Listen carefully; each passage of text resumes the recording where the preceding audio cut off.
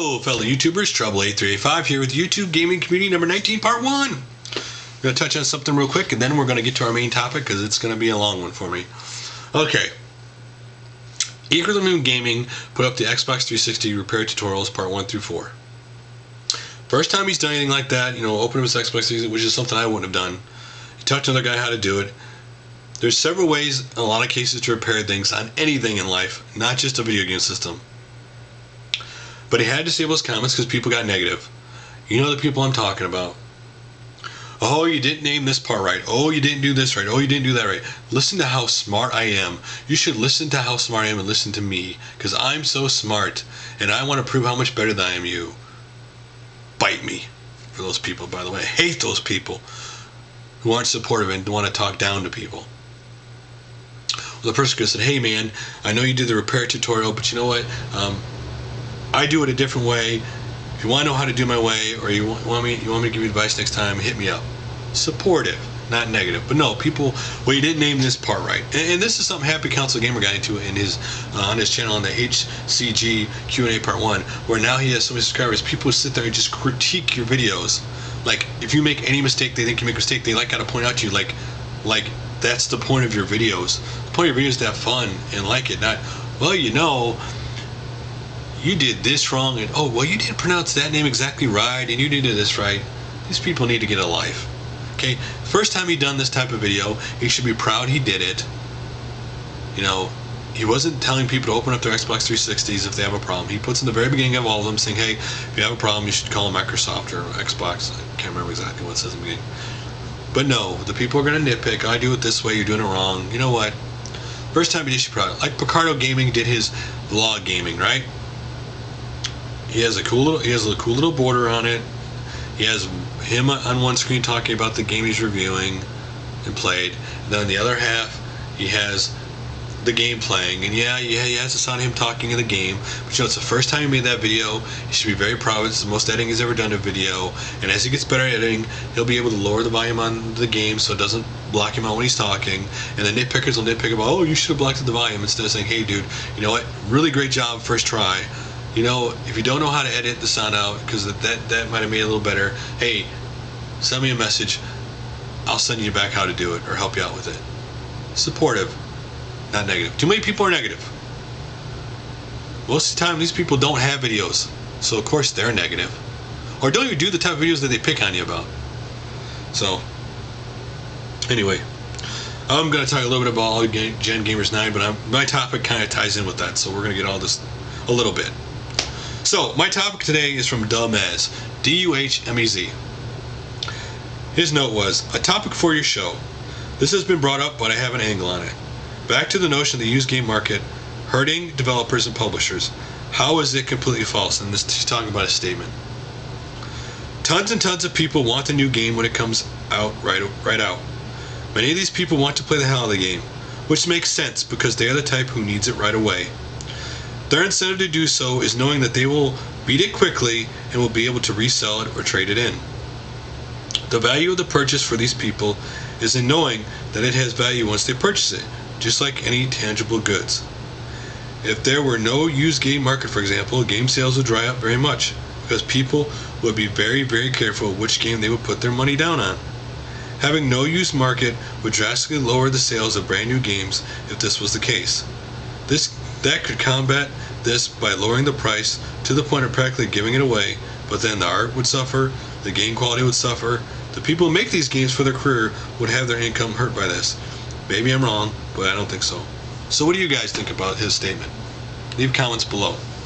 So here we go, I'm going to dig into this, because this is clearly a gamer who plays video games talking about this subject. And there are some very falsities in this whole subject. Okay. Tons and tons of people went out and bought the new games and they come around our way. There is a very small part of the video game buying public. Most people do not buy all their games brand new as soon as they come out. Most people only buy a couple brand new games on their current generation system a year. A lot of people I know are the average family. They're married, they have a couple kids. They do not buy a brand new game and then their kids do not go resell it. They keep it because they don't get to buy that many games. There are people who do this. They're a small majority of the video game market. Most people who go out and buy the game that comes out day one are usually long-standing franchises. E7, Final Fantasy 13, Madden that comes out every year. Call of Duty, long-standing franchises they know they're going to get their value and their money with. Most people do not buy the game the first day it comes out. They just don't. Or right when it comes out. Most people, usually if you watch people on YouTube that pick up videos, you will see very, very few brand new games that just came out. Usually it's current generation games that have been on sale that they bought.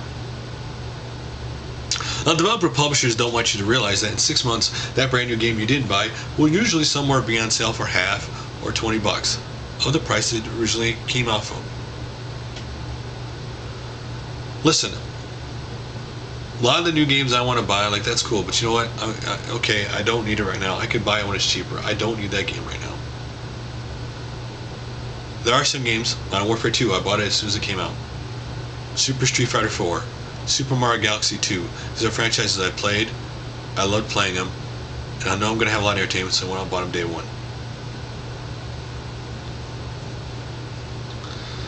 Give you an example of this. My nephew's birthday was last weekend. He just turned 9 years old. Okay, so every one of these 9-year-old kids had a Nintendo DS. If you want to know how popular that thing is, every one of the dozen kids there each had their own DS. By all means, these people aren't rich that bought, the parents who bought these kids a DS either. Now, so the last two presents he opened, fast forward for you. Second to last present was a controller for a 360. They owned an Xbox 360. They owned a PS3 and a Wii. They weren't going to get Xbox 360, but Mom gave one to them when she closed the pawn shop down, so they have one. Anyway, the only game this kid wanted for his birthday was Halo Reach. Gives him the last birthday present. She goes, you obviously know what system it is because of the controller. What game do you think it is? All 12 of those kids in unison yelled Halo Reach. You open it up and it was Halo Reach. Her husband looks at me and goes, you know, we had a fight over getting him that game. My sister said, it's not because of the shooting in it or the supposed violence, because it's a Halo game, it's science fiction, you know, it's a shooter. She was worried about sexual content. Now, before you go, well, it's Halo. Well, listen.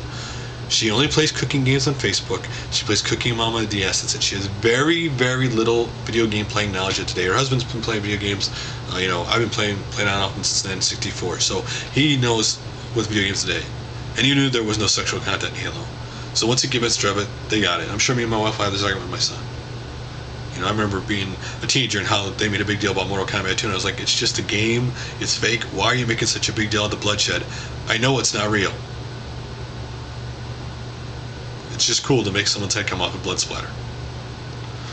So anyway, first of all, they do not have wireless internet or anything in the DSLs downstairs in a room. My sister will never allow that plugged in any system, so he's never going to play Halo online. So that gets rid of the stupid people who act like morons who lose their mind when they get online. It's just the game itself. He's 9, so you know what. And he only played it for an hour, by the way. They all did, because there were 12 of them, and they didn't want to share, and and so they didn't get long playing time, so they quit. The game they actually played the whole time, honestly, 3 hours. I was there for about 5 hours. Three of those hours they were playing the last Hulk movie that came out. The game that came out because of that movie on the PS3. They were playing that and have loads of fun because they didn't pay attention to what the missions were. They didn't care about who they should fight. They climb on top of buildings. They would jump off, drop down, do that Hulk, bash the whole ground, tanks fly and everything else. Or they'd fly up to buildings and fists fly across. They were just having fun. It wasn't about, so many times people get caught up on, and it was refreshing to go see them play games and remember the love of games without the expectations or anything. Like, they were just playing what they thought was fun, not caring about what the missions and not caring what the story was, just what the fun the game, they thought the game would, they were getting the fun of the game they wanted. So, the used game market, does it help brand new game sales? Yes and no. Me buying used games will not make me buy more new games. My used game store will not make me buy more new games. Here's how the used game store helps. You go out and you buy an Xbox 360 or a PS3, right? what you will probably do if you're the average person, not a collector, like a lot of us are on YouTube of game or appreciate games now. They are the average person will probably go into their used game store or pawn shop.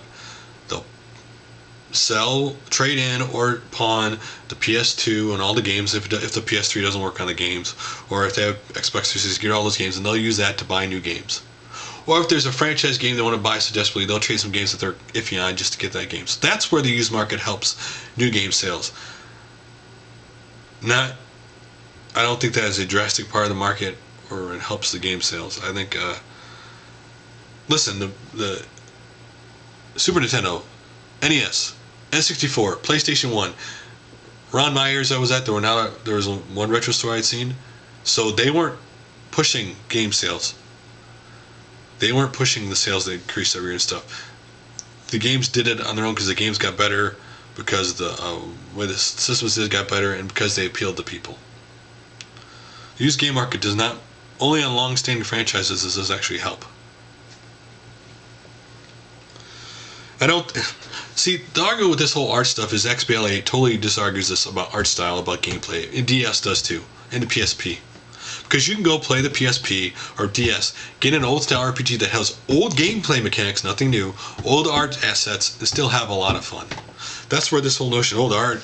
Now, if we had a successful high AAA, middle, and low tier game system publishers made, they'd be more profitable. More people would not have to worry about losing their jobs every time a game finishes, because there'd be more stable environment in the gaming industry. Until we reach that, the gaming industry is going to be very unstable like it is right now, because too many people are making the AAA titles. Listen to AllGenGamers 8 and 9. Listen to how many new games, AAA titles are coming out the holiday season. So many you can't afford to buy. You can't even afford to rent them all, right?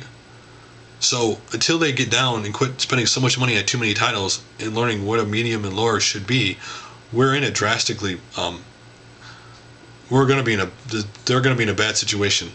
A lot of game developers and publishers. If you had listened to Active Time Babble on September 9th, they had the company who makes Torchlight, now making Torchlight 2, talk about, and these guys were the ones who made Diablo, helped to make Diablo 1, 2.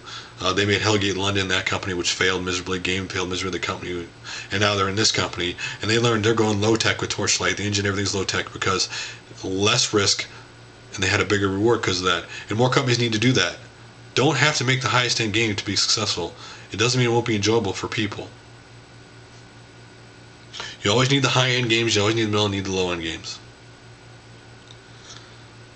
Oh, and one last thing, by the way, my wife surprised me like she does from time to time. For Christmas, she was going to get me the little joystick thing here.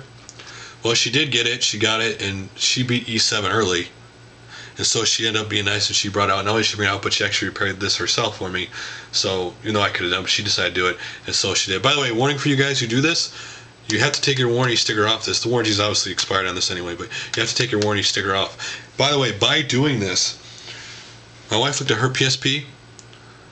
All of her model number stuff's missing. We think her PSP's been hacked or modded. So, anyway, still works fine. I'm just saying.